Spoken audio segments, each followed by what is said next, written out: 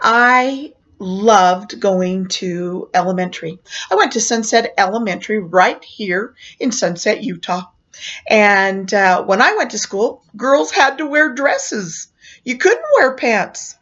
And even in the winter with lots of snow and ice and all kinds of things, we could wear our pants under our dress to school, but we had to take them off during school so we could be proper little ladies. Now, my mom, she knew I had some issues with being ladylike. So in order to keep me modest, she bought me what back then were called Petti pants. Now, the Petti pants that my mom bought for me were bright red. They were silky. They came down just to my knees, and they had lace all over them. They were beautiful. I love my Petti pants. And if I were playing out on the playground and my dress went up, I was still covered up and modest in my pretty little Petti pants. Well, this brings me to a day that I was out playing on the wonderful merry-go-round. And loved the merry-go-round.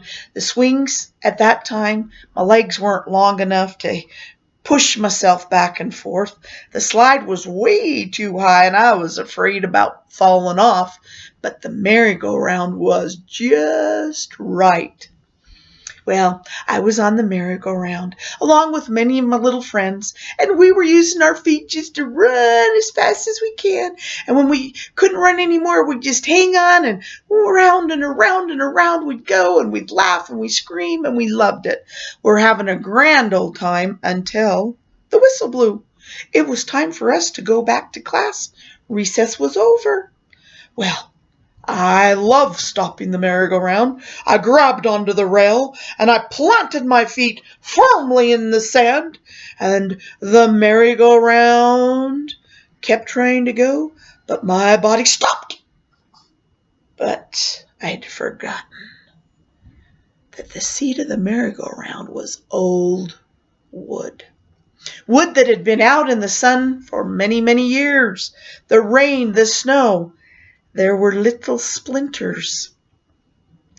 And the day I wore my Petti pants was the day that they got caught on those splinters. And when I tried to stop, the splinters got caught in the Petti pants and pushed right in sharply to my behind. I started to cry. I started to scream. The little playground attendant came rushing over and lifted me up. Well, as she lifted me up, the splinters broke off and were stuck and lodged in my backside. I screamed even louder. She just hurried and took me right into the principal's office, Mr. Peterson. She explained what was going on. Mr. Peterson immediately got Mrs. Grimm, our secretary, the sweet little proper lady. Mr. Peterson left the office. Mrs. Grimm ever so gently closed the door to Mr. Peterson's office. I was really worried. She was going to have to see my backside and my underwear, my Petti pants. She said, "Gayle, you need to get up here and lay down on Mr. Peterson's desk." "Is the door locked?" "Yes, it is." "Are the drapes closed so nobody can see?" "Yes, Gayle, the drapes are closed." As I climbed up on his desk, she then said, "Oh, Gayle, what beautiful little Petti pants you have. They're so red and pretty." She knew just what to say. I was so proud of my pretty little Petti pants, and that she liked them. All my fears went away. Mrs. Grimm very carefully grabbed the tweezers and very carefully removed several large splinters from my backside and placed ever so gently the Band-Aids. You know, that would never happen at school today, would it?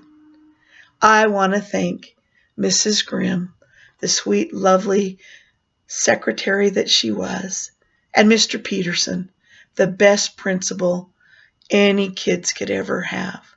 Thank you.